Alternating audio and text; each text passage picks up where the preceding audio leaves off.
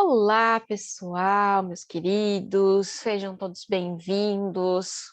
Hoje nós vamos tratar de um tema que é muito importante aqui no âmbito da administração pública, no âmbito do poder público, mas também em relação a todos aqueles que se relacionam, que de alguma forma realizam alguma ou atuam ali em algum cargo, algum emprego ou executam alguma função pública. O tema hoje é improbidade administrativa.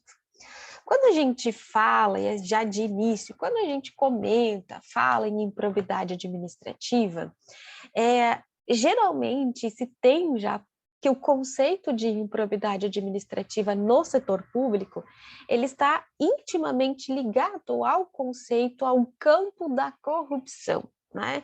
Então vejam que corrupção e improbidade administrativa, elas caminham lado a lado. Então elas não podem ser tratadas de forma isolada. Vamos dizer aqui que corrupção é gênero, do qual a improbidade pode ser considerada uma espécie. Então é importante o tema porque nós temos atualmente uma grande tentativa de combate à corrupção, várias legislações trazendo isso, e uma delas a improbidade administrativa.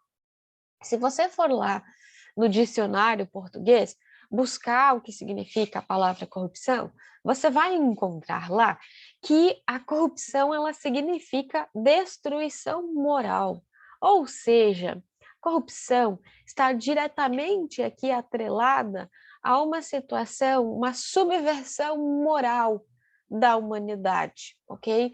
Uma ruptura com os padrões normativos do sistema. Então, você tem aqui um desvio de conduta. Então, o corrupto é considerado aquela pessoa que age de forma ardilosa, age de forma desonesta. Ela age com a intenção de angariar, de conseguir uma vantagem pessoal, tá? Ela coloca os seus interesses particulares sobre os interesses da maioria. Então, a gente tem aqui esse traço de corrupção, marcado, então, por por traços de ilegalidade, por traços de imoralidade, sendo, então, de certa forma, uma desonestidade, uma desvio aqui de uma finalidade em busca de uma vantagem particular ilícita. Como a ideia de corrupção e a prática de atos corruptos, dentre outros fatores, está muito ligado à questão de punição. Então, quando eu tenho uma ideia forte de que aquele ato, ao ser praticado, ele efetivamente será punido, há uma tentativa de evitar a prática daquele ato, porque a punição é efetiva. Já quando eu tenho uma ideia de que aquele ato não vai ser punido, não vai ser descoberto, há uma maior, eu vou dizer, uma maior liberalidade na prática destes atos. Portanto, a punição aqui, ela tem fator importante. E essa é a ideia de uma lei específica que vá punir estes atos, dando a entender que, se você praticar uma conduta que seja corrupta, que seja desleal, desonesta, você vai sofrer as consequências cabíveis. Quando a gente entra efetivamente na probidade, a probidade ela vem do latim probus, né, do termo, que significa a ideia daquilo que é bom. Então, probidade seria uma conduta honesta, uma conduta ética, uma conduta virtuosa. Por sua vez, a improbidade ela vai significar o contrário da probidade, ou seja, se probidade vai significar uma conduta honesta, a improbidade ela vem na ideia de desonestidade, de falsidade, de desonradez, de uma corrupção, né? e de uma imoralidade qualificada. Então, ser ímprobo, ou a ideia de improbidade, é abusar do poder que é conferido a alguém por conta do exercício de uma função pública. Muitos doutrinadores, a exemplo do professor José dos Santos Carvalho Filho, consideram os termos probidade e moralidade como sinônimos. Então, tanto falar em probidade quanto falar em moralidade, eles seriam sinônimos. Outra parte da doutrina diz que a probidade ela seria uma ramificação da moralidade. Outros ainda, a exemplo da professora Fernanda Marinella, a moralidade administrativa seria um princípio e a probidade seria um dever funcional, tendo então a moralidade um conceito mais amplo do que a improbidade. São discussões, uma tentativa ali de aproximar os dois conceitos, enfim. A questão é que a Constituição ela estabeleceu moralidade como princípio, lá no artigo 37, caput, da Constituição Federal, onde a gente encontra os princípios mínimos da administração pública, ou chamados princípios constitucionais da administração pública, a gente encontra a moralidade junto aos outros. Legalidade, impessoalidade, moralidade, publicidade e eficiência. Então, vejam, o Constituinte, ele colocou a moralidade como um princípio constitucional. Ele está previsto no artigo 37. E aí a moralidade que vem prevista também no artigo 37, mas no parágrafo 4º, mais especificamente a improbidade, ele vem ali como violação a determinadas regras. Então, sim, moralidade é um princípio e a improbidade é uma das formas de violação ao princípio da moralidade. Mas não é o único, porque eu posso ter uma improbidade sendo violadora dos demais princípios. Tá? Então, por isso que a gente tem essa ideia de que posso ter violação, sim, a improbidade é uma violação à moralidade, mas também não só isso, ela pode violar a eficiência, ela pode violar legalidade, pode violar impessoalidade. Inclusive, a alteração legislativa ocorrida no ano passado, pela Lei 14.230, ela colocou efetivamente violação à impessoalidade como um tipo específico no artigo 11. Então, vejam que a improbidade ela vem também como uma violação ali do princípio da moralidade, mas não só isso. Ela também configura violação, pode configurar outras condutas, outras violações, que não só violação à moralidade administrativa. Como o princípio da moralidade, o conceito de moralidade é um conceito abstrato, já que a Constituição não definiu esse conceito e a doutrina diverge muito, é muito difícil a gente encontrar decisões judiciais com condenações exclusivamente por violação ao princípio da moralidade, já que ele é um princípio de difícil conceituação. E aí sempre vem a violação à moralidade acompanhada de violação a alguma outra regra que tenha contornos mais bem definidos.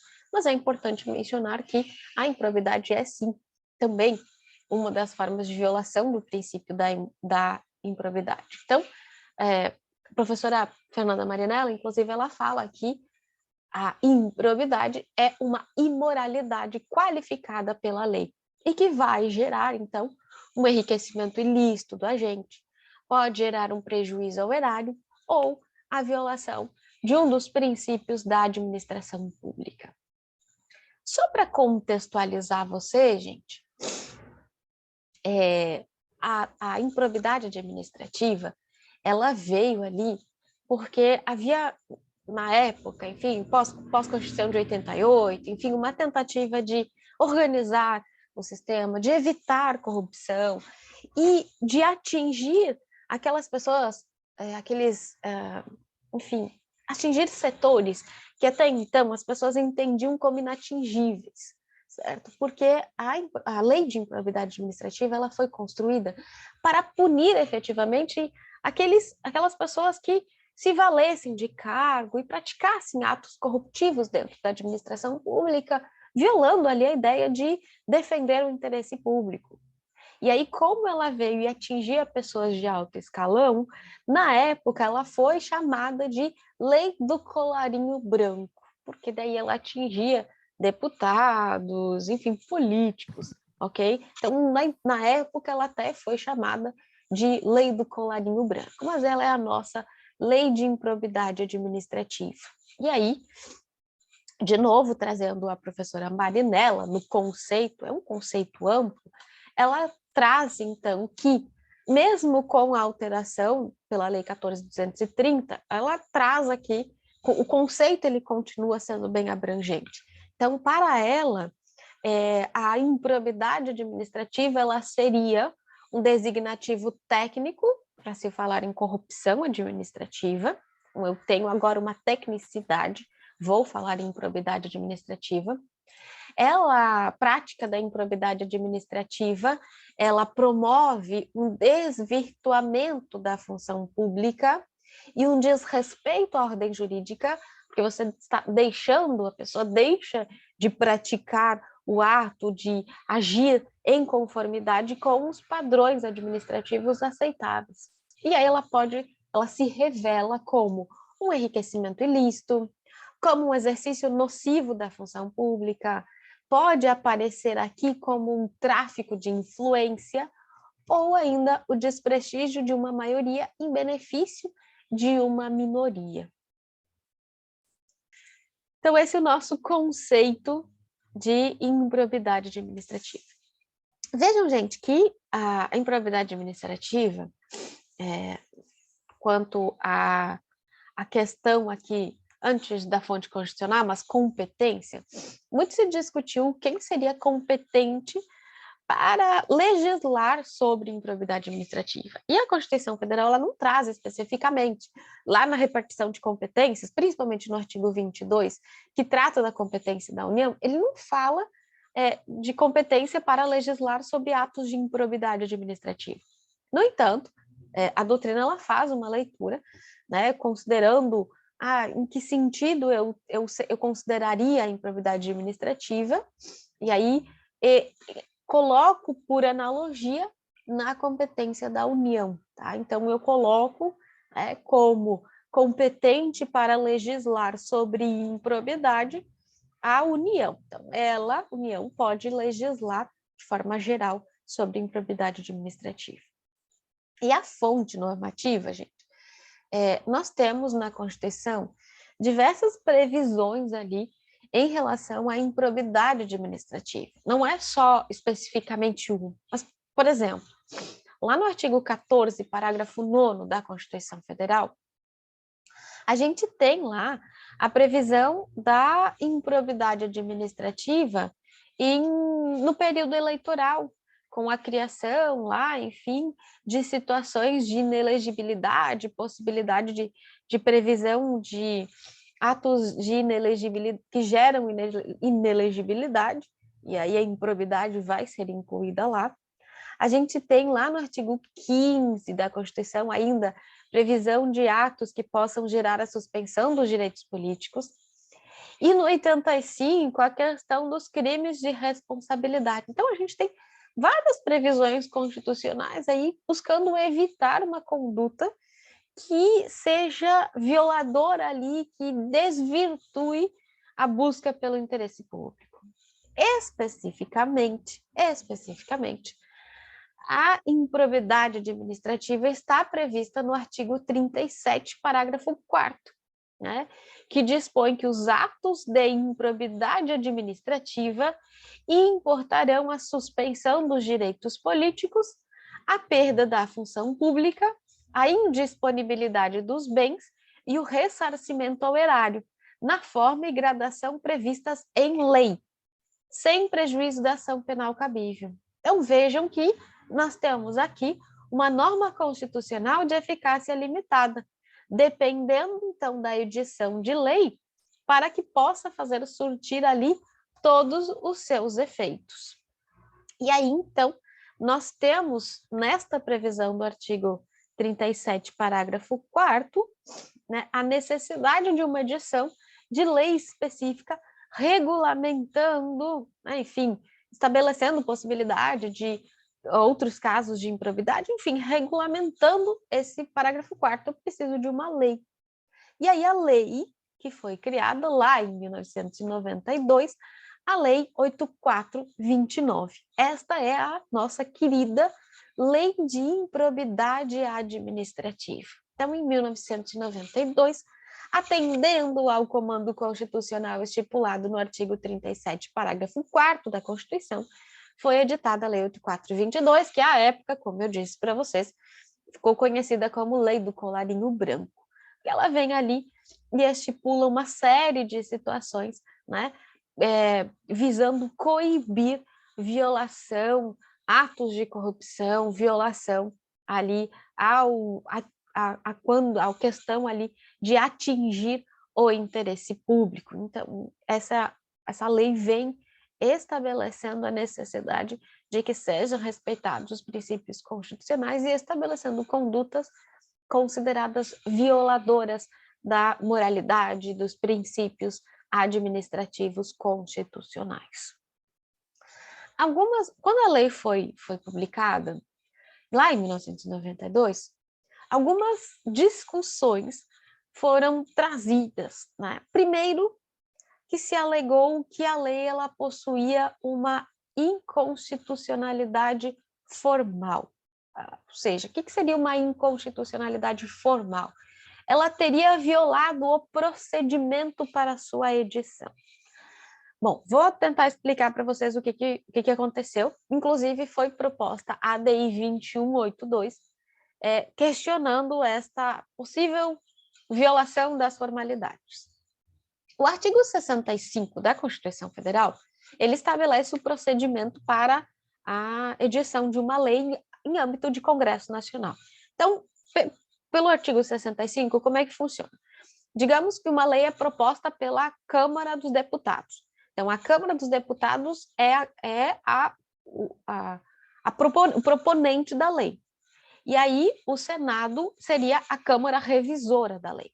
Então, foi proposta pela Câmara dos Deputados, eles fizeram o texto, aprovaram o texto.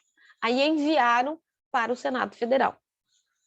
O Senado Federal, ele, além só de revisar, ele propôs várias emendas e apresentou um substitutivo geral para a Lei de Improbidade Administrativa. Ele propôs lá diversas alterações, aprovou. Como ele aprovou, ele se tornou proponente e enviou para a Casa Revisora, que agora seria a Câmara dos Deputados. Então, enviou de volta para a Câmara dos Deputados. A Câmara dos Deputados aprovou a lei, só que sem as alterações do Senado Federal. E aí, para quem alega a inconstitucionalidade, ela diz que, como a Câmara dos Deputados aprovou sem as alterações sugeridas pelo Senado, a lei deveria ter voltado para o Senado, certo? Só que ela não voltou. A partir da aprovação na Câmara dos Deputados, ela foi encaminhada para a sanção ou veto do presidente e ela foi sancionada pelo presidente. Então, foi alegado esse vício aqui formal, porque ele não teria voltado para o Senado. No entanto, essa ação, essa ADI, ela já foi julgada pelo STF, e o STF disse que não tem vício formal, tá? Que foi respeitada a Constituição, então a inconstitucionalidade formal já foi afastada na decisão dessa ADI 2182. Só que foi proposta também uma ADI alegando a inconstitucionalidade material da lei, a ADI 4295. E aí algumas situações foram alegadas ali. Primeiro foi alegada uma possível incompetência da União para legislar, porque, como eu disse para vocês, não consta lá no artigo 22 expressamente competência da União para legislar, então alegaram que haveria uma inconstitucionalidade, porque não seria competência da União, enfim. Os doutrinadores, eles rechaçam esta alegação, diz que é sim de competência da União. Então, este foi um dos motivos alegados. O segundo motivo alegado foi a questão que trata assim: a União, ela possui competência para legislar sobre normas gerais dos diversos temas que estão previstos no artigo 22. Só que existem alguns temas que são de competência de cada ente federado, principalmente quando se refere aos seus servidores. Então, quando se cria uma norma, por exemplo, estabelecendo uma regra específica de, para o servidor público, cada ente tem que legislar e estabelecer sua própria lei. E aí, nesta ADI, eles alegam que na lei de improbidade administrativa tem alguns artigos que estabelecem regras específicas para servidores públicos. Então, estes artigos, eles não poderiam estar na lei. E aí geraria uma inconstitucionalidade material. Esta ADI, ela foi convertida em processo eletrônico em 7 de agosto de 2017, mas ainda está em trâmite no STF, não foi julgada ainda. Tá?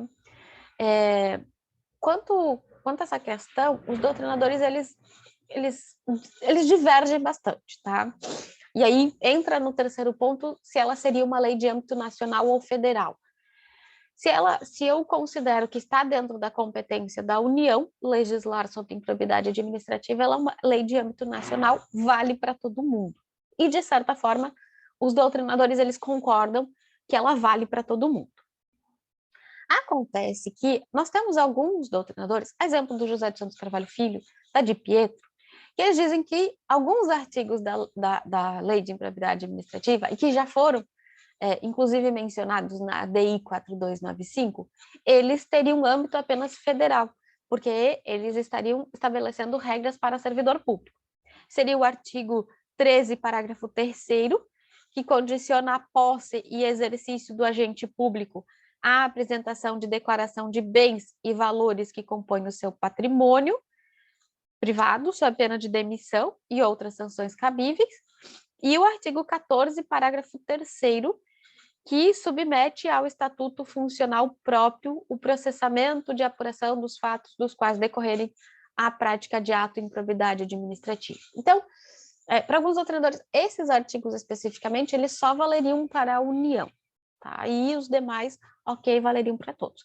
Vejam que é uma observação que é feita por alguns doutrinadores, a ADI não foi julgada, então, né, em relação a isso, a discussão na doutrina continua. De toda sorte, a lei, nos seus artigos como um todo, é uma lei de âmbito nacional, e, inclusive, a própria lei, nos seus artigos, o próprio artigo 1º, vem e diz que vale para todo mundo. Tá? Então, uma lei de âmbito nacional.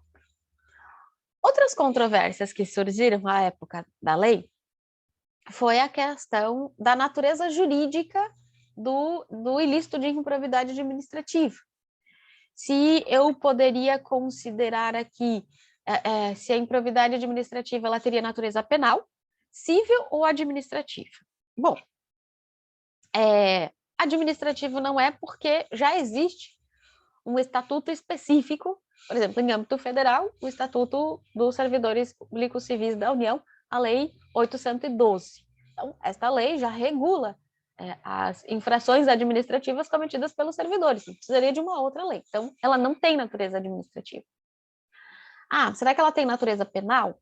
Bom, se a gente faz a leitura do artigo 37, parágrafo 4º, que eu mencionei para vocês, já fiz a leitura, no finalzinho dele diz, sem prejuízo das sanções penais cabíveis. Se ele diz isso no finalzinho do artigo, eu já sei que ele não tem natureza penal, que é sem prejuízo do penal. Então, me resta entender que a improbidade administrativa tem natureza civil. Tá? Então, eu não vou ter, e aí vocês cuidem muito com isso, porque eu já vi reportagens dizendo assim, fulano cometeu um crime de improbidade administrativa. Não, não é crime, não tem natureza penal. Então, eu vou dizer um ilícito de improbidade administrativa, um ato de improbidade administrativa. Então, a gente consegue aqui saber que é um ilícito de natureza civil e política, ok? Inclusive, nesse sentido, já se manifestou o próprio STF quando julgou a ADI 2797, que estabeleceu fim à prerrogativa de foro para ex-ocupantes dos cargos públicos e mandatos eletivos em ação de improbidade. Então, vejam, o STF ele afastou o foro, né, privilegiado, prerrogativa de foro, nos atos de improbidade administrativa. E ele disse, nesta decisão, que o foro privilegiado ele está previsto para sanções penais.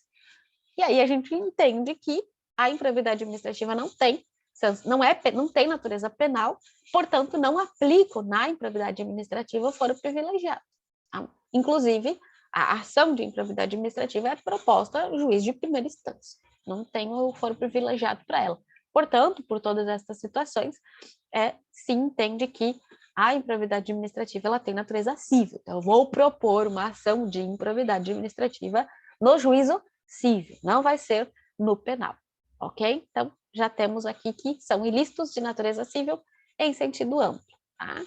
Claro que pode haver uma repercussão na esfera penal e administrativa. Como assim? Como assim? Sabendo que ela é de natureza civil, vou ingressar com ação de improbidade administrativa na esfera civil. No entanto, gente, perdão, no ato de improbidade administrativa, a conduta que seja uma improbidade administrativa, aquele ato, ele pode caracterizar um ilícito penal, ele pode caracterizar um crime. E ele pode ensejar também, pode caracterizar uma violação funcional. Então, a pessoa que for responder por improbidade administrativa no civil também poderá responder pelo ato na esfera penal e poderá responder na esfera administrativa, porque aquele ato aquela conduta pode ser considerada uma infração funcional, uma infração uma infração civil, improbidade administrativa, e uma infração penal, se estiver previsto lá, por exemplo, nos crimes contra a administração pública. E aí, então, cada ente vai julgar o seu. E aí vejam que aqui nós temos a previsão da independência das instâncias.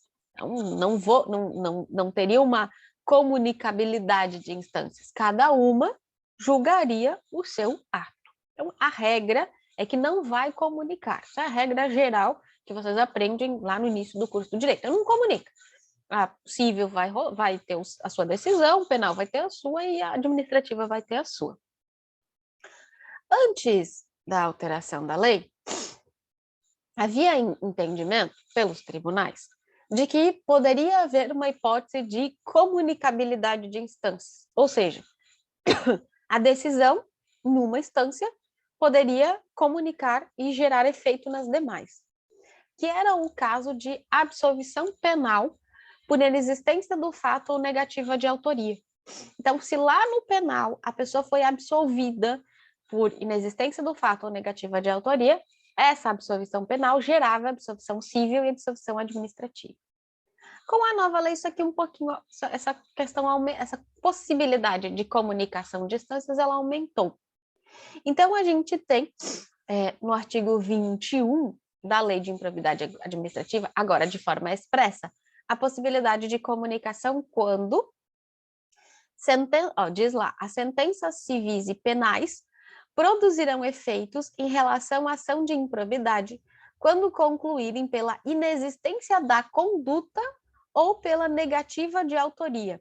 Então, vejo, primeira inovação trazida pela lei decorre do reconhecimento agora de inexistência da conduta e negativa de autoria. Antes era inexistência do fato, agora inexistência de conduta, certo? Então, se eu tiver uma sentença civil ou penal que trata ali de inexistência de conduta ou negativa de autoria, gera absolvição na outra instância, tá? Então, gera a absolvição também nas demais instâncias.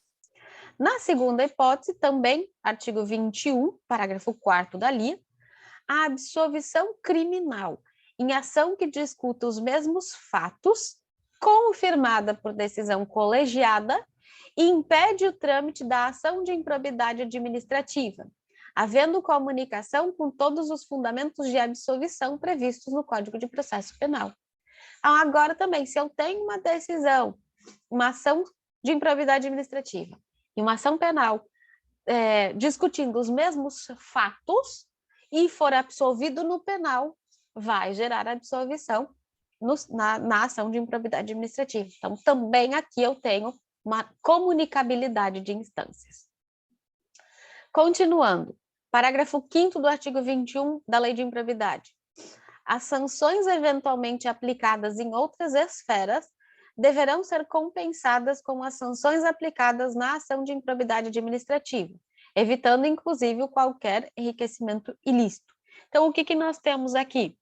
Se foi condenado no penal com perda da função pública, enfim, ou com uma multa, tal, isso como essa não pode ser aplicada também na esfera civil, na improbidade. Então, eu tenho que ajustar para não ocorrer aqui uma dupla punição com a mesma pena. Então, também agora previsto de forma expressa no artigo 21, parágrafo 5º.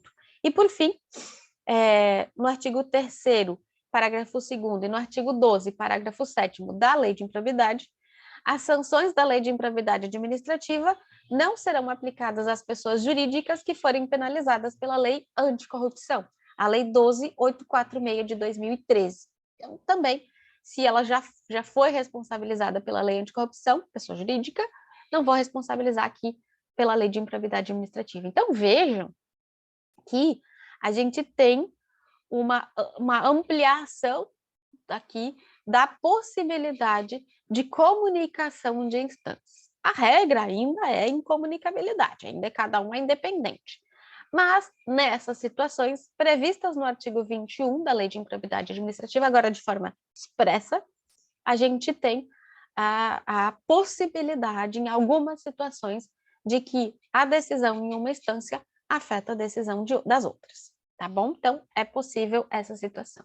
Ainda, gente, tratando de independência das instâncias judicial e administrativa, o STF ele estabeleceu que a fiscalização do Tribunal de Contas da União não inibiria a propositura de ação civil pública, mesmo porque, na hipótese de condenação ao final do processo judicial, bastaria comprovar a quitação do débito na esfera administrativa ou vice-versa, não havendo que se falar em bis in idem. Então, a gente entende aqui que, sobre esse tema também, a questão do Tribunal de Contas, a fiscalização do Tribunal de Contas não impede propositura da ação de improbidade administrativa, certo? E temos uma outra situação que foi trazida pela Lei de Acesso à Informação, a Lei 12.527 de 2011, que incluiu o artigo 126A na Lei 812.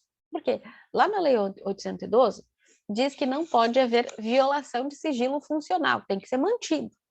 Então, se você tomou conhecimento de alguma situação por conta do cargo que você ocupa, você não pode divulgar isso. No entanto, essa lei mitigou essa situação, dizendo que a pessoa que tomar conhecimento de um possível ato de improbidade administrativa em razão do cargo, ela deve comunicar à autoridade superior. E aí, ela acaba tendo aqui uma imunidade legal, aquele que, né, justamente porque a intenção aqui é evitar ali, estabelecer uma repressão ao crime e à corrupção no país. Portanto, a pessoa que tomar conhecimento, inclusive a gente vai ver que está estabelecido no procedimento administrativo, tomou conhecimento de um possível ato de improbidade administrativa, deve comunicar à autoridade administrativa para que tome inicie os devidos procedimentos de averiguação dessa situação. Então, também quanto a isso. Uma outra situação que gerava muita discussão, e aí quando a lei foi aprovada também, é a questão se poderia ser aplicada a lei de improbidade administrativa em face dos agentes políticos. Primeiro, quem são os agentes políticos? Quem já estudou direito administrativo, já estudou agentes públicos, sabe que o conceito de agente público é bastante amplo. E o conceito de agente público, ele engloba, tem algumas classificações, e uma dessas classificações são os agentes políticos. E aí, os agentes políticos são aqueles que exercem funções eletivas ou de primeiro escalão. Então, quem seriam os agentes políticos?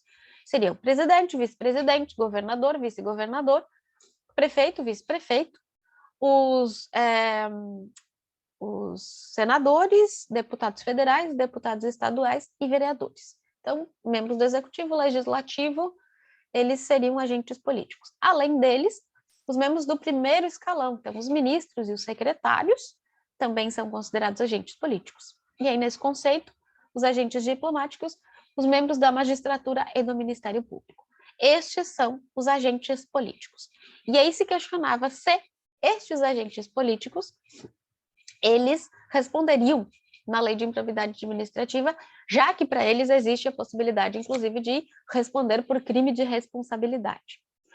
Antes mesmo da Lei 14.230, de outubro de 2021, o STF já entendia que os agentes políticos, sim, se sujeitavam à lei de improbidade administrativa, que não havia nenhuma exclusão aqui para eles e que não haveria aqui um bis in idem na condenação, né, mesmo porque cada ação seria independente, tá? Então, não tinha problema.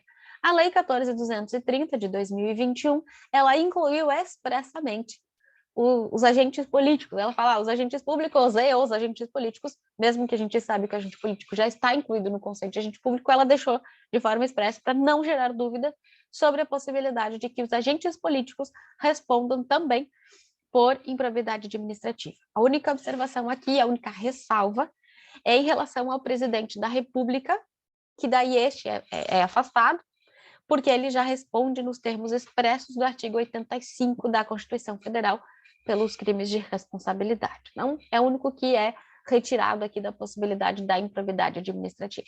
Todos os demais agentes políticos, eles respondem sim por improbidade administrativa, ok? Então, já pacificou agora com a alteração feita pela lei 2021, Lei 14.230, já resolveu essa discussão de forma expressa, incluindo agentes políticos como passíveis aí de serem responsabilizados e responderem por improbidade administrativa, ok? Então, sim, também os agentes políticos respondem. Gente, aí, quando a gente fala do ato de improbidade administrativa, nós temos ali alguns elementos que compõem o ato de improbidade administrativa. Tá? Eu tenho as principais mudanças, mas depois eu volto nelas. O ato de improbidade administrativa, ele é composto pelo sujeito ativo, pelo sujeito passivo, pela conduta típica, pelo elemento subjetivo e pelo dano. Então, são os elementos aqui que compõem o ato de improbidade administrativa. E aí a gente vai falar um pouquinho de cada um deles, a iniciar pelo sujeito passivo. Quem é o sujeito passivo da improbidade administrativa? A vítima, né?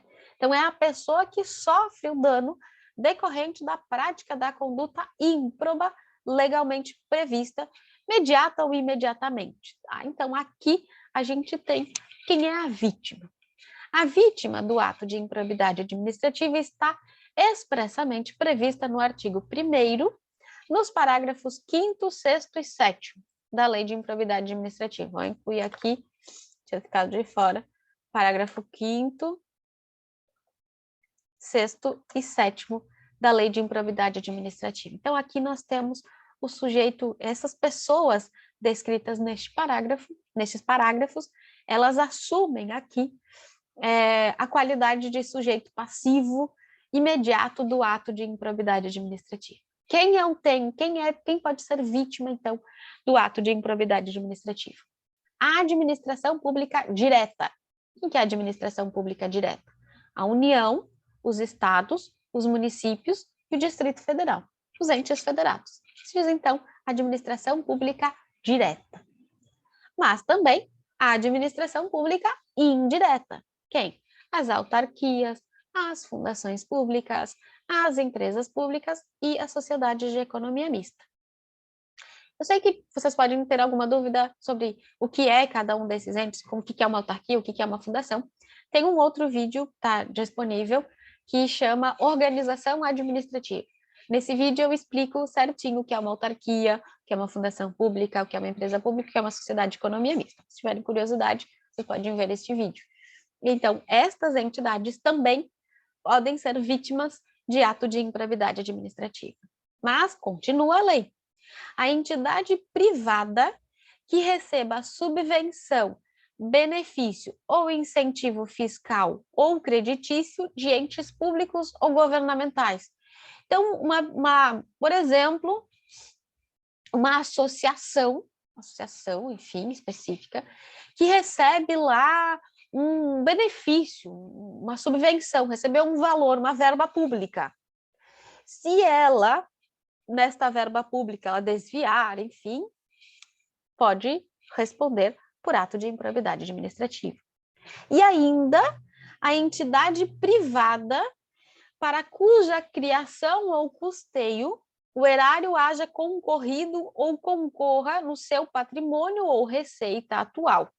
Então, esta também, se houver alguma verba pública na criação daquela entidade ou no custeio daquela entidade, também vai haver ali a possibilidade de responder daquela pessoa que cometeu a irregularidade responder por improbidade administrativa. Só que nesse caso, nessas entidades privadas, o ressarcimento ele fica limitado à repercussão do ilícito sobre a contribuição dos cofres públicos. Então, vejam, vou buscar, via ação de improbidade administrativa, o valor público, a verba pública. Se houve desvio de verbas a mais, de outras verbas, elas deverão ser buscadas, deverão ser pleiteadas por outra via. Tá? Então, eu vou buscar, quando for entidade privada, eu vou buscar somente a repercussão sobre a contribuição dos cofres públicos. Essa é a diferença. Se for na administração direta ou indireta, enfim, eu vou buscar todo o valor que foi desviado, tá bom? Essa é a diferença, a única diferença aqui enquanto aos sujeitos passivos, as vítimas da improbidade administrativa. Bom, então estas aqui, nossa vítima do ato de improbidade administrativa. E aí a gente tem o autor, né?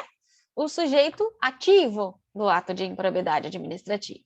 O sujeito ativo, ele está previsto no artigo 2º da Lei de Improbidade Administrativa. Então, lá no artigo 2º da LIA, a gente tem a enumeração dos agentes que podem responder por improbidade. E aí, nova redação do artigo 2º, ele vai dizer lá, o sujeito, para os efeitos desta lei, considera-se agente público. Então, o que é o sujeito da improbidade administrativa? Então, agente público, o agente político, o servidor público e todo aquele que exerça, ainda que transitoriamente ou sem remuneração, por eleição, nomeação, designação, contratação ou qualquer outra forma de investidura ou vínculo, mandato, cargo, emprego ou função nas entidades referidas no artigo 1º desta lei. Vejam, gente, que nós temos um conceito bastante amplo de agente público, tá? Então, o conceito leva em consideração o exercício de uma função pública, independente da forma como ela é exercida. Pode ser de forma temporária, pode ser de forma permanente, com ou sem remuneração, uma única vez, um único dia, independente do tipo de vínculo jurídico, ele é um agente público. E aí ele pode ser o sujeito ativo para o ato de improbidade administrativa. Então, vejam, os servidores estatais que atuam ali na administração direta, então, por exemplo, quem trabalha na prefeitura, quem trabalha no governo, na União, os agentes públicos das pessoas jurídicas trabalham numa autarquia, por exemplo, se trabalhar no IPREVILE, em Joinville, se trabalhar no INSS, se trabalhar numa sociedade de economia mista, no Banco do Brasil, se trabalhar na Caixa Econômica Federal, no Correio, na Companhia Águas de Joinville, na Celesc, também são considerados agentes públicos, ok? Também os particulares que colaboram com o poder público, seja ele pessoa física ou pessoa jurídica. Então, por exemplo, uma concessionária, a concessionária de transporte público é um particular em colaboração responde se cometer, pode responder por ato de improbidade administrativa. Uma entidade que realize um convênio ou uma parceria com a administração pública, então uma associação de moradores que realizar um convênio com a administração pública, as pessoas que cometerem o ato podem responder por improbidade administrativa. Então, vejam, o conceito é bastante amplo. Quando você é jurado, quando você é mesário nas eleições, você é agente público. Se você, nesta situação, cometer um ato que esteja previsto na Lei 8.429, você responde por improbidade administrativa. Então, vejam que o conceito aqui é bem amplo. E aí, incluído também, agora, de forma expressa, o agente político, o vereador, o deputado, o secretário, todos eles, se praticarem condutas previstas na Lei 8.429, respondem por improbidade administrativa. Lembrando que uma exceção a esta regra é o presidente da República, por conta da disposição constitucional que define como crime de responsabilidade do presidente os atos que atentam contra a probidade da administração, lá no artigo 85, inciso 5. Isso já decidido pelo STF. No demais, nós temos aqui a improbidade administrativa. Uma outra observação aqui também, que ficam protegidos da improbidade administrativa parlamentares em face de suas opiniões, palavras e votos no exercício do mandato por gozarem ali da imunidade material constitucionalmente prevista. Então, lá no exercício do mandato, se for fora dele, enfim, responde por improbidade administrativa. Ok? Então, vejam que o conceito aqui é bastante amplo. Inclusive, houve uma discussão sobre a questão do estagiário. Se o estagiário, numa repartição pública, também poderia responder por improbidade administrativa. Teve até uma ação, um estagiário, enfim, de uma acho que era da Caixa Econômica Federal, que havia desviado ali valores das contas, enfim. E aí se questionava se ele poderia responder por improbidade administrativa ou não.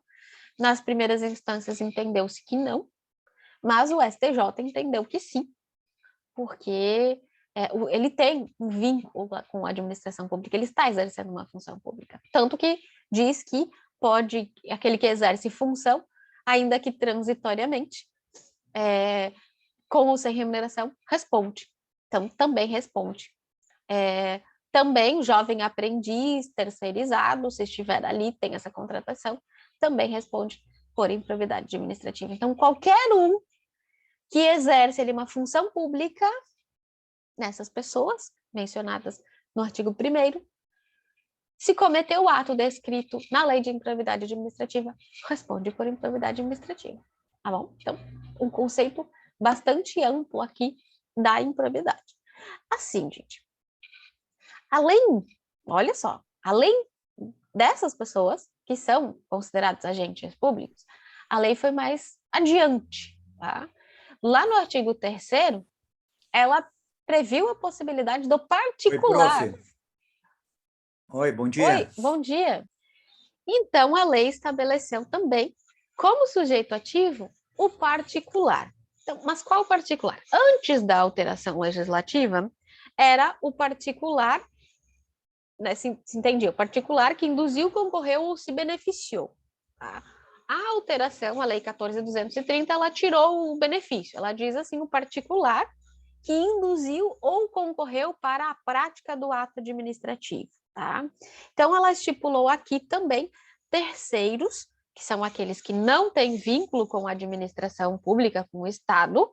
Então, dizendo aqui, no artigo 3º, aquele que, mesmo não sendo agente público, induza ou concorra dolosamente para a prática do ato de improbidade. Então, agora, o terceiro, ele só responde se induzir ou concorrer dolosamente para a prática do ato ilícito, excluindo agora as situações daqueles que se beneficiavam de qualquer forma, direta ou indiretamente. Então, este comecinho aqui foi alterado, ficando apenas o particular que induziu ou concorreu dolosamente para a prática do ato de improbidade administrativa.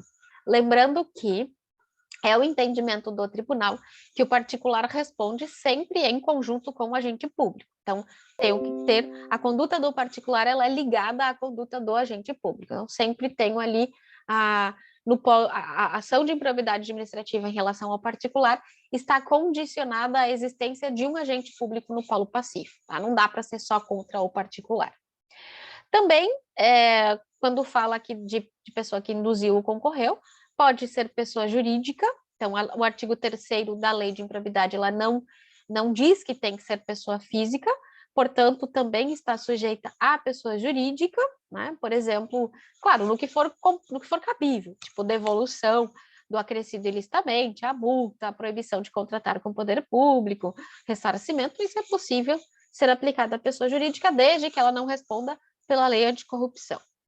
E também o legislador aqui, ele, quanto à responsabilização de terceiros, previu a possibilidade de responsabilização de forma expressa de sócios, cotistas, diretores e colaboradores da pessoa jurídica de direito privado, se comprovadamente participaram ou tiveram benefícios diretos. E aí pode responder nos limites de sua participação. Então, de regra, eles não respondem pelos atos praticados pela pessoa jurídica, salvo se comprovadamente se participaram ali, enfim, dos benefícios, e aí respondem no limite da participação, tá bom? Então, é possível aqui essa situação também.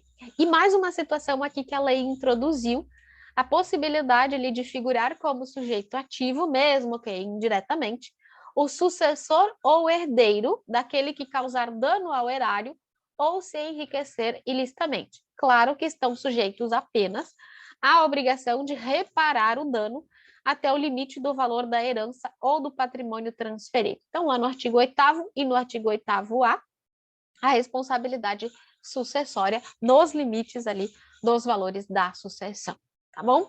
Então, é o que a gente tem em relação ao sujeito ativo. O objeto da ação de improbidade é aplicar essas medidas sancionatórias, tá? E aí, gente, nós temos as modalidades de atos de improbidade administrativa. Quais são as modalidades que geram, então, a improbidade administrativa? Então, nas modalidades, nós temos previsão, quando se fala em conduta típica, os artigos 9, 10 e 11. No artigo 9, atos que importam enriquecimento ilícito. No artigo 10, atos que causam prejuízo ao erário. E no artigo 11, os atos que atentam contra os princípios da administração pública. Então, aqui, gente, dentre as principais alterações que a Lei 14.230 de 2021 trouxe, foi a taxatividade, introduzida pelo artigo 1º, parágrafo 1º, e daí ela estabeleceu que somente serão considerados atos de improbidade administrativa as condutas dolosas tipificadas nos artigos 9, 10 e 11 da lei, tá? Ressalvando ali tipos previstos em leis especiais, tá? Existe ainda uma discussão aqui, porque alguns desses artigos, eles ainda possuem a palavra notadamente, que na lei antes da alteração, os doutrinadores diziam que este notadamente trazia a característica da exemplificatividade dos artigos. Ainda existe a discussão se este notadamente seria ou não uma possibilidade de trazer um rol exemplificativo. Outra parte da doutrina diz que, embora tenha este notadamente, o artigo 1º, parágrafo 1º, ele estabeleceu um rol taxativo nos artigos. Então, a depender ali do doutrinador, nós temos, por exemplo, a professora Marinella entende que são considerados atos de improbidade administrativa as condutas tipificadas expressamente na Lei 8.429, ali, ressalvados por óbvios casos em leis especiais, tá?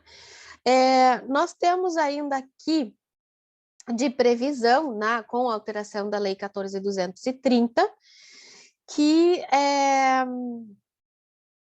a questão hoje somente nós consideramos em improbidade administrativa as condutas dolosas, tá? Então, antes da alteração, no artigo 10 era admitida a culpa.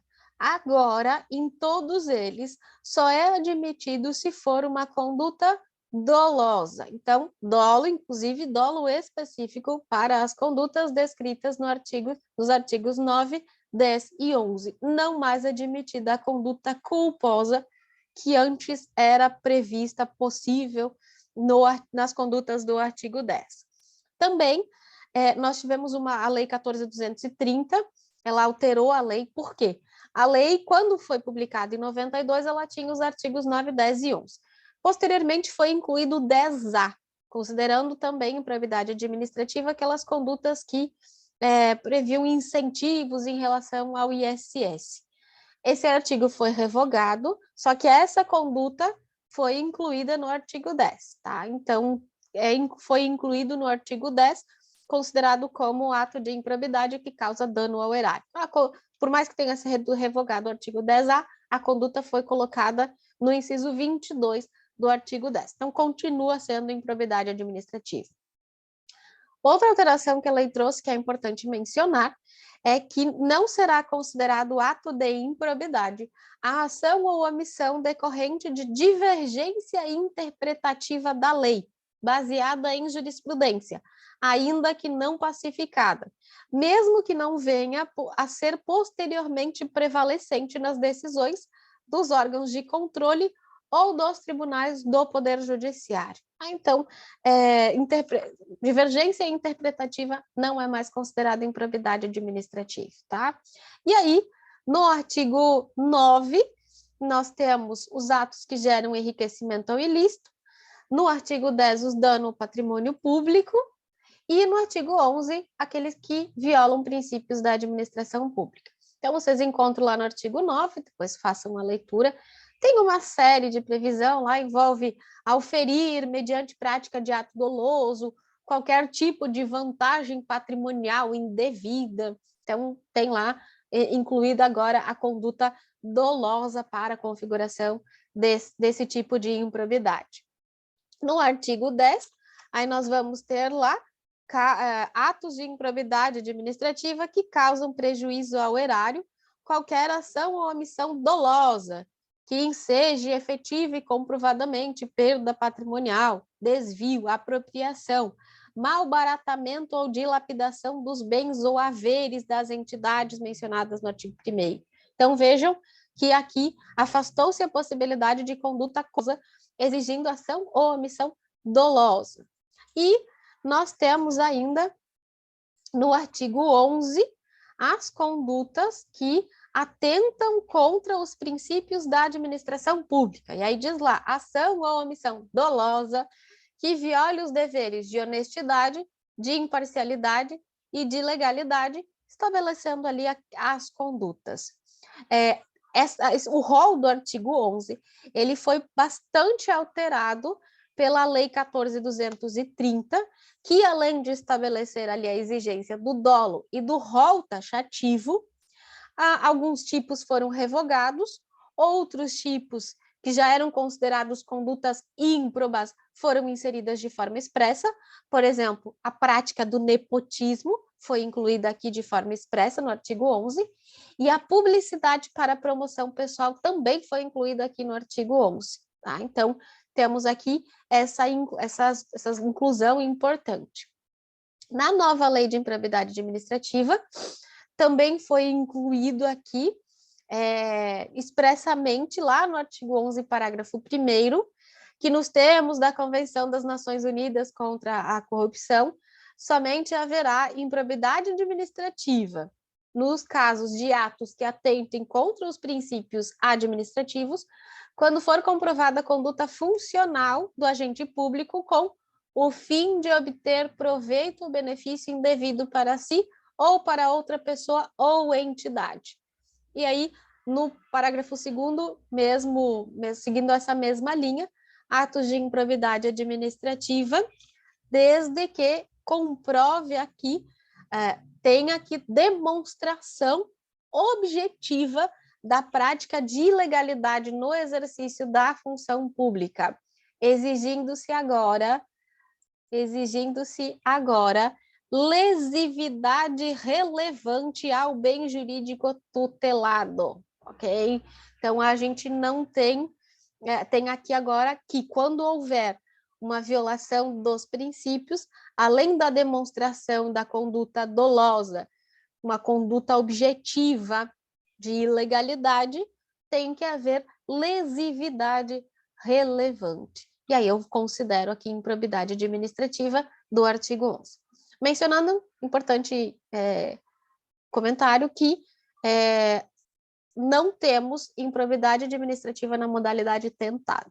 É sempre, tem que ter o resultado ali, ok? E aí, a alteração talvez mais importante da lei foi a exigência do dolo, tá? Então, a regra originária lá da Lei 8.429, ela permitia a prática de ato de improbidade administrativa com reconhecimento de dolo ou de culpa do agente, em algumas hipóteses. No artigo 10, aceitava-se a conduta culposa.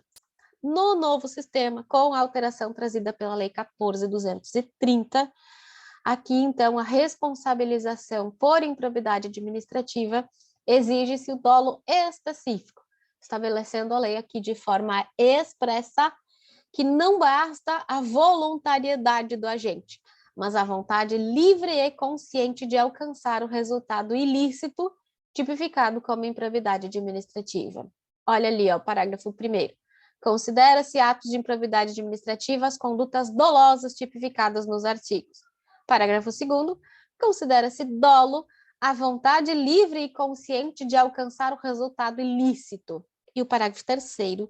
O mero exercício da função ou desempenho de competências públicas sem comprovação de ato doloso com fim ilícito afasta a responsabilidade por ato de improbidade administrativa. Então, o entendimento da jurisprudência majoritária até o advento da Lei 14.230 permitia a configuração do ato de improbidade com conhecimento do dolo na modalidade lato sensu, ou também conhecido como dolo genérico, com a consciência e a vontade de se violar postulados da administração pública. Hoje, preciso de dolo específico em todas as modalidades de atos de improbidade. E aí o dolo é a vontade livre e consciente de alcançar o resultado ilícito.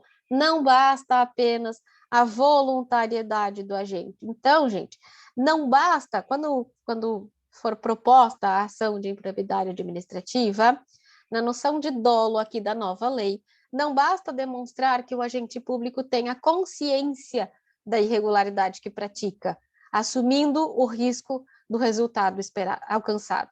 Exige-se que se demonstre a vontade livre e consciente de se alcançar o resultado ilícito.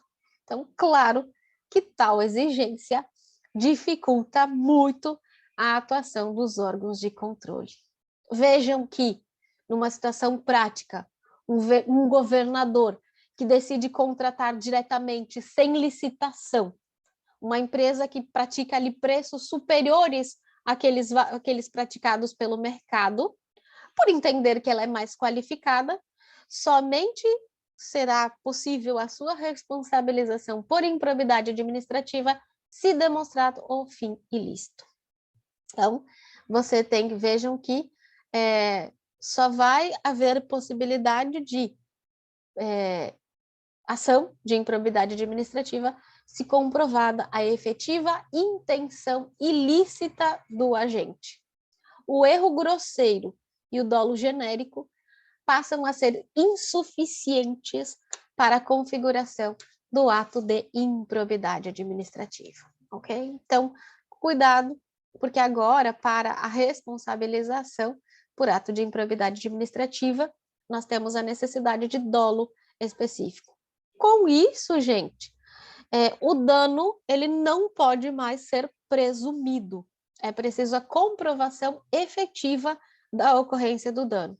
E o dolo não pode ser mais genérico. Então, inclusive, todo o sistema, todas as decisões jurisprudenciais vão sofrer mudanças, porque pela jurisprudência, até o advento da lei, exigia-se apenas o dolo genérico e admitia-se, inclusive, a modalidade culposa para o artigo 10. Agora, exige-se, além do dolo específico, com a vontade livre e consciente de alcançar o resultado ilícito, a comprovação de se obter benefício próprio ou de terceiro, além da lesividade relevante do bem jurídico tutelado, nos casos do artigo 11 ali da Lei 8.429. Então, vejam que a alteração trazida pela Lei 14.230, talvez uma das mais importantes, a exigência do dolo específico, só que, claro, né, ela vai gerar uma dificuldade maior na comprovação do ilícito, né, porque eu tenho que ter ali a vontade livre e consciente de alcançar o resultado ilícito. Bom, então, só cuidado com essa situação, que talvez é algo que seja bastante cobrado ali nas provas. E o dano, ele pode ser um dano moral, patrimonial, intelectual, enfim, ok? Só que, efetivamente, tem que se comprovar a lesividade ao erário público. Importante mencionar que a Lei 8.429, no artigo 21, inciso 1, com a nova redação, dispõe que a aplicação das sanções previstas nesta lei independe da efetiva ocorrência do dano ao patrimônio público, salvo quanto à pena de ressarcimento e as condutas previstas no artigo 10. Então, vejam, tem algumas condutas que exigem o efetivo dano, que é as do artigo 10, por óbvio, porque é dano ao patrimônio. As demais, por exemplo, violação, no artigo 11 aqui, que trata viola o princípio da administração, não necessariamente eu preciso comprovar o dano, basta que eu comprove ali a conduta, o dolo específico e a lesividade relevante, e aí eu posso ter responsabilização por improbidade administrativa. Com relação às sanções, gente, nós tivemos também bastante alteração. As sanções, elas estão no artigo 12 e foram mantidas as mesmas sanções, não houve alteração no tipo de sanção. No entanto, nós tivemos algumas alterações em relação aos prazos das sanções, tá? O artigo 12, então, ele trouxe ali e ele estabelece, independente do ressarcimento integral do dano patrimonial, se efetivo, e das sanções penais comuns e de responsabilidade civis e administrativas previstas na legislação específica, está o responsável pelo ato de improbidade sujeito às seguintes cominações, e aí expressamente ele estabelece, que podem ser aplicadas isolada ou cumulativamente, de acordo com a gravidade do fato. Então, nós temos a possibilidade de essas sanções serem aplicadas de forma cumulativa ou isoladamente. Quando o ato ele se enquadrar em mais de um dos tipos legais, por exemplo, se enquadrar no artigo 10 e no artigo 11, será aplicada a infração prevista para a conduta mais grave. Então, se infringiu o 10 e o 11, eu vou aplicar sanções estabelecidas para o artigo 10, tá bom?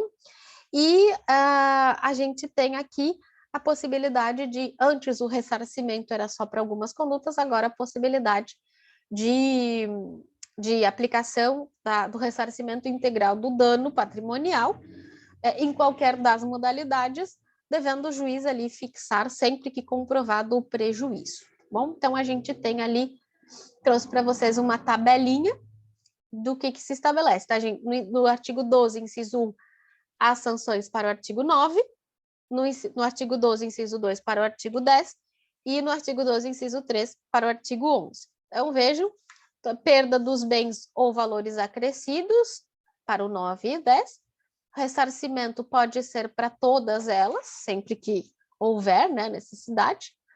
A perda vejam aqui que interessante, a perda da função pública e a suspensão dos direitos políticos para o artigo 11 não é mais aplicada, somente aplicada para o 9 e para o 10. E a suspensão dos direitos políticos, gente, aqui nós tivemos uma alteração no prazo. Antes eu tinha lá de 8 a 10 anos, de 5 a 8, agora é até 14 anos para o enriquecimento ilícito e até 12 anos para o prejuízo ao erário, não tendo mais previsão aqui para o artigo 11. Também aqui houve modificação. Antes eu tinha um mínimo e um máximo, hoje eu não tenho mínimo, eu só tenho o máximo. Tá? Antes eu tinha lá o mínimo do que poderia ser. No projeto de lei tinha o mínimo, só que daí lá no Congresso foi retirado, ficando aqui só o máximo. que pode ser, então, de 0 até 14 anos, de 0 até 12 anos. Temos também a possibilidade de multa civil, aí no artigo 9 é o valor do acréscimo patrimonial, no artigo 10 é o valor do dano, e no artigo 11 é até 24 vezes o valor da remuneração do agente.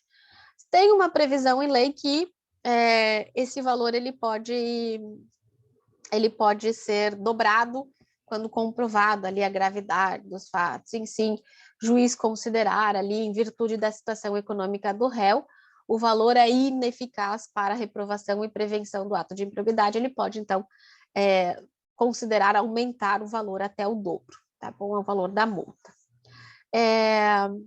Também, nós temos a proibição de contratar com o poder público ou de receber benefícios, até 14 anos para o artigo 9, até 12 para o artigo 10 e até 4 anos nos casos do artigo 11. A lei também estabeleceu que a reparação do dano deverá deduzir o ressarcimento ocorrido na esfera penal, civil e administrativa que tem por objeto os mesmos fatos. Então, se ele já pagou lá uma parte no penal, vai ser deduzido aqui na ação de improbidade administrativa, ok? Então, elas podem ser aplicadas de forma isolada ou cumulativamente, de acordo com a gravidade do fato. E elas independem, gente, de aprovação ou rejeição das contas pelos tribunais. Não depende. Não precisa que as contas tenham sido rejeitadas para haver punição em improbidade administrativa. Independe, uma coisa é separada da outra. E agora, antes da alteração, somente as sanções de perda da função e suspensão podiam ser aplicadas após o trânsito em julgado. Agora, as sanções, todas elas, somente podem ser executadas após o trânsito em julgado, tá bom? Então, não pode haver a aplicação das sanções. Isso em relação, então, aos aspectos materiais da lei. Agora a gente vai falar um pouquinho do processo, do processo ali, dos procedimentos, tanto o administrativo quanto o judicial. Só um cuidado aqui que eu costumo chamar a atenção, porque, gente, a gente vai ter no ato de improbidade, o sujeito ativo é aquele que pratica o ato, é o agente ímprobo. E o sujeito passivo é a vítima. Esses polos, eles se invertem na ação. Na ação, o sujeito passivo é o agente que desvia, é o agente ímprobo. E na ação, a vítima ela passa a ser o sujeito ativo. Então, sempre que vocês forem responder uma questão, vejam se ela está se referindo a ato de improbidade ou se ela está se referindo à ação de improbidade, ok? Vamos lá.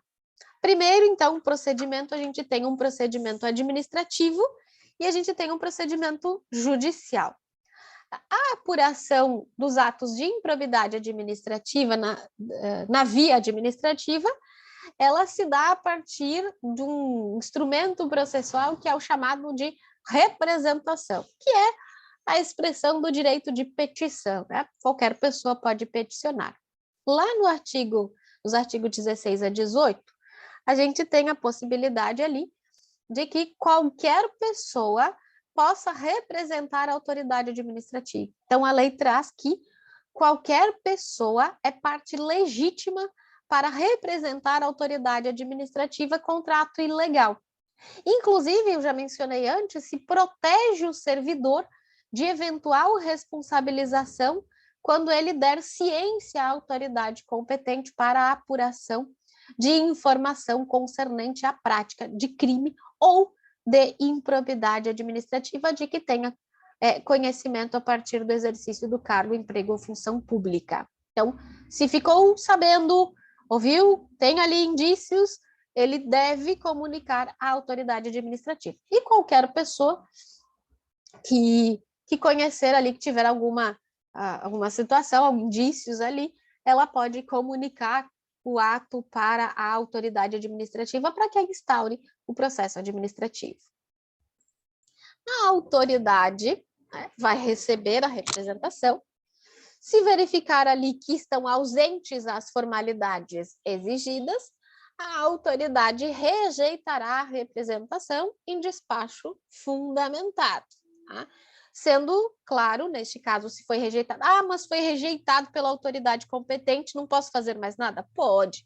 É possível reapresentação para o Ministério Público. Tá? A autoridade recusou lá a representação que você fez, pode reapresentar para o Ministério Público. Se estiverem atendidos ali os requisitos da representação, a autoridade administrativa determinará a imediata apuração dos fatos. Então, vai ser instituída uma comissão processante com comunicação da existência do processo administrativo ao Ministério Público, porque o Ministério Público, se quiser, acompanha o processo administrativo, e ao Tribunal de Contas. Tá? Que daí, se houver indícios ali de improbidade, a autoridade que conhecer dos fatos, ela deve representar o Ministério Público para que ele tome as devidas providências. Então, sempre comunica ali, mesmo porque o Ministério Público depois pode usar o que foi produzido no processo administrativo para uma eventual ação de improbidade administrativa, certo? Importante mencionar que a pessoa, o agente público, o servidor, enfim, que fizer uma representação sabendo que o autor é inocente, ele vai responder por crime. O artigo 19 fala expressamente isso. Responderá por crime o autor da representação que, sabendo ser inocente o agente público ou terceiro beneficiário, contra ele representa o poder público. Então, representação falsa pode gerar crime para quem o fez. Então, esse é o cuidado, tá? E aí, segue o processamento administrativo e o Ministério Público, percebendo indícios, pode ingressar com a ação de improbidade administrativa. Gente, o Poder Judiciário, então, é o competente para aplicar as sanções decorrentes da Lei de Improbidade Administrativa após o regular procedimento, tá? A natureza jurídica ela é uma ação civil, tá? Tem ali umas discussões se ela é uma ação civil pública ou se ela é uma ação... Assim, a nomenclatura depende do membro do Ministério Público. A gente tem promotor que entra só com ação de improbidade administrativa, tem outros que colocam ação civil pública por ato de improbidade administrativa, enfim, tem uma divergência quanto à nomenclatura. A questão é que ela é uma ação civil, certo? Ela segue o que está previsto expressamente na Lei 8.429, porque ali tem previsões específicas da lei de improbidade, de improbidade administrativa. Então, ela segue ali especificamente o que está previsto e o que foi alterado pela Lei 14.230, e segue o que não tiver previsto, segue o procedimento comum da Lei 13.105 de 2015, que é o Código de Processo Civil. Tá? Então, segue ali o procedimento comum no que não tiver de forma expressa previsto na Lei de Improbidade Administrativa. Tá? O que nós temos de aqui? Inquérito civil, não é obrigatória a existência. O Ministério Público, tendo indícios suficientes, ele já ingressa com ação de improbidade administrativa. Tá? Aí, hoje, com a lei, somente pode propor ação de improbidade administrativa, somente é legitimado. Não consigo cancelar aqui. Somente é legitimado o Ministério Público, tá? Então, hoje mudou. Antes da alteração na lei, poderia a pessoa jurídica lesada também ingressar com a ação de improbidade administrativa. Hoje, é parte legítima para propor a ação judicial por improbidade administrativa apenas o Ministério Público. Isso está na redação do artigo 17 da lei. A pessoa jurídica interessada, ela vai ser intimada para, caso queira, intervir no processo, mas ela não é mais parte legítima. Teve uma decisão do STF pós-lei dizendo que podia, tá? Mas pela disposição expressa da lei, somente é possível parte legítima o Ministério Público, tá bom? Então, a gente tem. Lembrem que não tem previsão legal que assegure foro por prerrogativa de função. Então, a ação vai ser proposta ali no juízo de primeira instância, do local onde ocorreu o dano. Então, a gente tem a competência territorial funcional, justamente para facilitar aqui a prestação jurisdicional. Então, a ação de improbidade deve ser proposta no local onde ocorreu o dano. Tá? Esse é o competente ali para o julgamento da ação. Cautelarmente, é possível que se busque a indisponibilidade dos bens, tá? Do indiciado. Isso está, inclusive, permitido pela Lei 14.230. Também é permitido o afastamento sem prejuízo da remuneração do agente público, quando for necessário a instrução processual, justamente para evitar ali novos ilícitos ou prejuízo, coação de testemunhas, enfim. Esse afastamento é pelo prazo de 90 dias, podendo ser prorrogado por igual período, claro, através de decisão devidamente motivada. A indisponibilidade dos bens, gente, ela pode ser formulada tanto em caráter antecedente quanto em caráter incidente. Também é possível ali bloqueio de bens, bloqueio de contas bancárias, de aplicações financeiras, inclusive mantidas pelo indiciado no exterior. Claro que daí aqui tem que observar as leis e tratados internacionais existentes, mas é possível que se faça bloqueio de contas no exterior, tá? A Lei 14.230, ela alterou o parágrafo 3º, ela alterou a Lei 8.429, lá no artigo 16, parágrafo 3º, diz então que o pedido de indisponibilidade de bens, por ser excepcional e limitar o direito fundamental da propriedade, somente será deferido com a demonstração, no caso concreto, de dano irreparável ou de risco ao resultado útil do processo, sendo necessária aqui a comprovação da probabilidade da ocorrência dos fatos descritos na petição inicial. E, em regra, somente pode ser concedido com a oitiva do réu. Existe uma exceção, em que poderá ser concedida a indisponibilidade dos bens, sem o contraditório prévio, quando se puder comprovar, ou puder comprovadamente, aquele ato, frustrar a efetividade da medida ou houver outras circunstâncias que recomendam a proteção liminar. Tá? Só que não pode a urgência ser presumida, tem que ser efetivamente demonstrada que se ouvir o réu antes, o ato será prejudicado. Do contrário, sempre com a oitiva prévia do réu ali para a indisponibilidade dos bens. Antes, o STJ tinha inclusive fixado entendimento no julgamento no recurso repetitivo do tema 701, que era possível a decretação de indisponibilidade dos bens, havendo ou não demonstração do perigo de mora ou do risco, enfim. Hoje não. Hoje tem que haver demonstração inequívoca ali do prejuízo, tem que estar devidamente comprovado. E, claro, ouvido o réu de forma prévia. Então, hoje a lei ela trouxe essa alteração.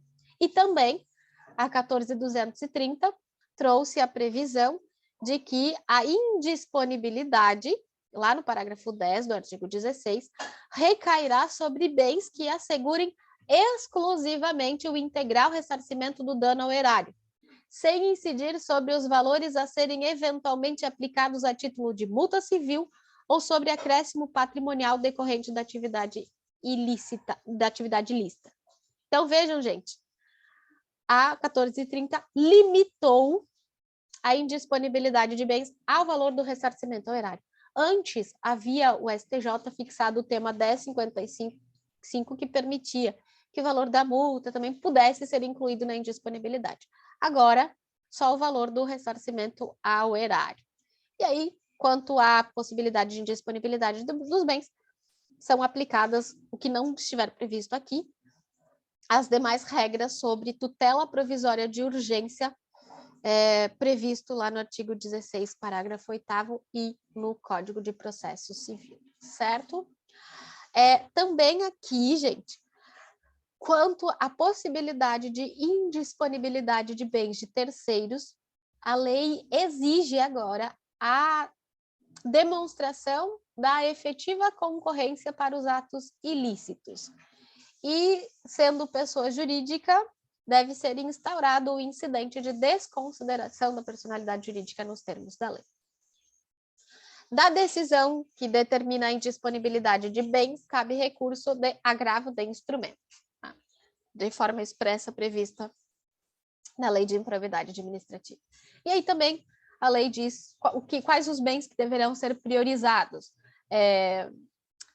Veículos de via terrestre, bens móveis em geral, e aí diz lá quais são os bens que devem ser priorizados ali. Também a Lei de Improbidade Administrativa, nos mesmos moldes da LINDB, disse que o juiz deve observar os efeitos práticos da decisão, sendo vedada decretação de indisponibilidade de quantia de até 40 salários mínimos depositados em caderneta de poupança, em outras aplicações financeiras ou em conta corrente.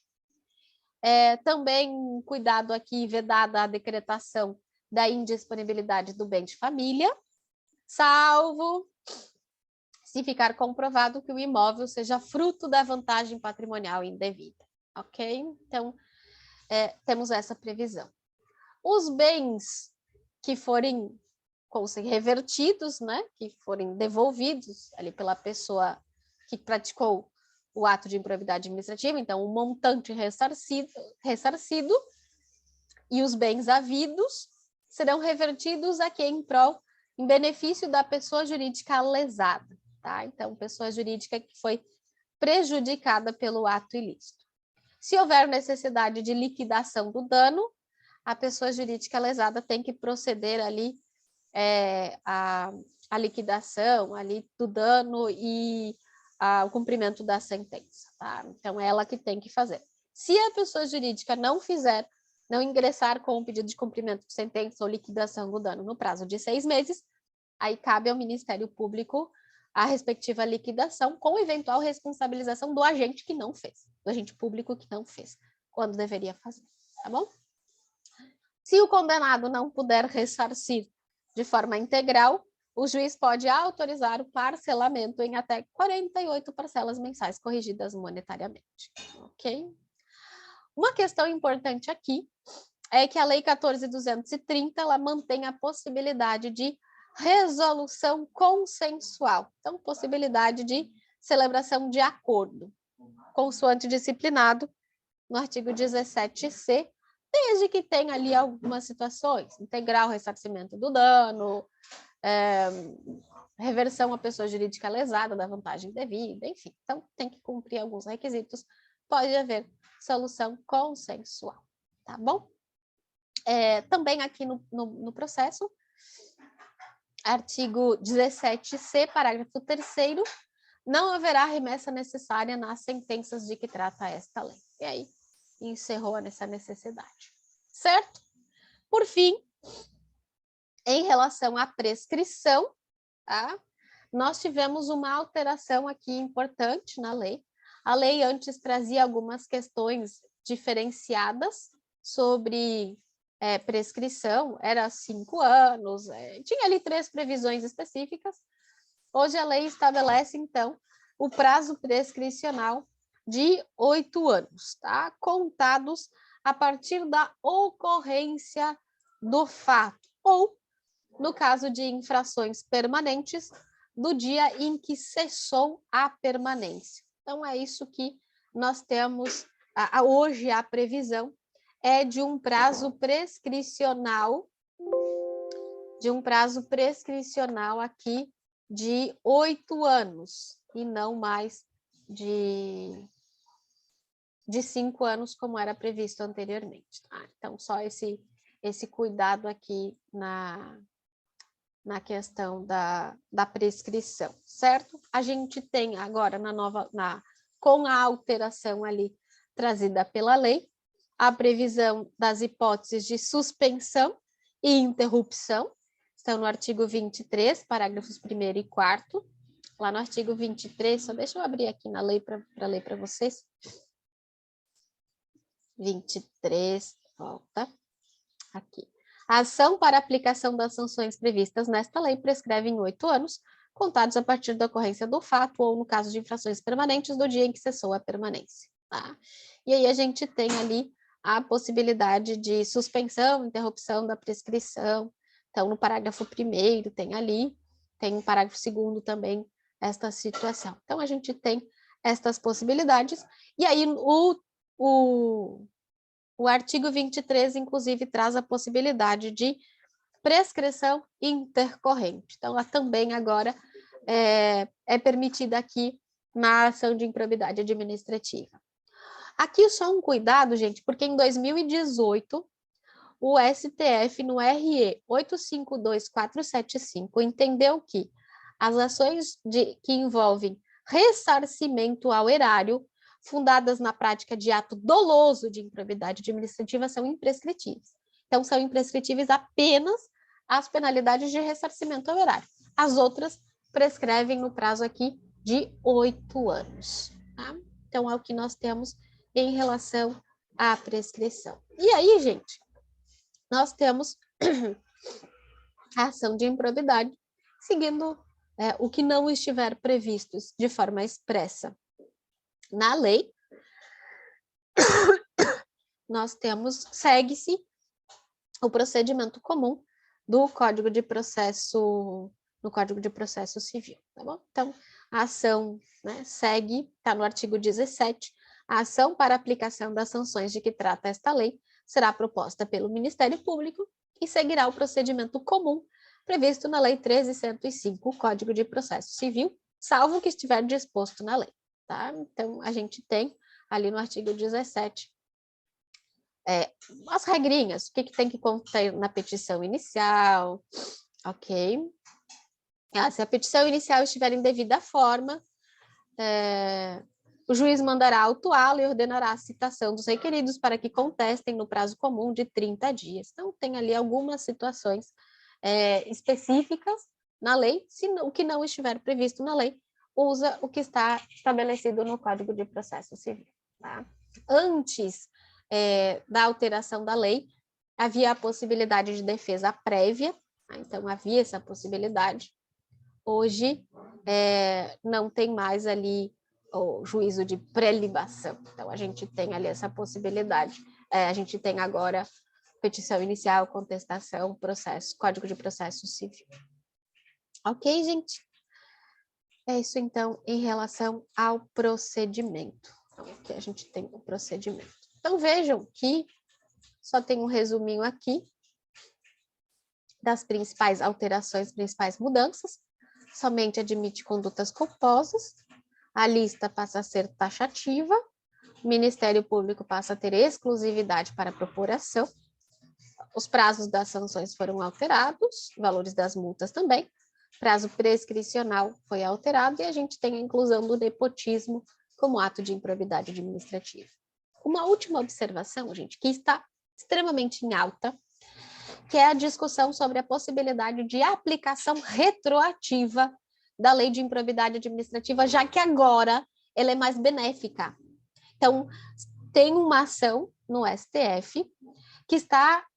daí o STF tem que se manifestar. Já tem, não foi ainda decidida, não tem ainda decisão final, mas a gente já tem maioria para entender a possibilidade de retroatividade das disposições da lei. Tanto em relação à questão de extinguir as ações anteriores que estabeleciam condutas culposas, né? Daí elas não são mais consideradas improbidade administrativa, então poderiam ser extintas se eu aplico de forma retroativa, tanto em questão do prazo prescricional. Então, a gente tem aqui se o STF, que já tem maioria nesse sentido, mas ainda não foi julgado, mas quando julgar, por enquanto está suspenso, o ministro Alexandre de Moraes fez requerimento lá para suspensão, o julgamento está suspenso por enquanto, mas se eles entenderem pela aplicação retroativa da lei, já que agora ela é mais benéfica, aí todas as ações que estavam fundadas na culpa serão extintas, porque hoje não se admite mais forma culposa, e sim somente de forma dolosa. Tá? Então, ainda está em julgamento no STF. Vamos aguardar aqui essa questão sobre o que o STF vai julgar a respeito dessa situação. Ok, gente? Ficou entendido? Espero que sim, porque o que nós tínhamos para falar de improbidade administrativa por hoje é isso.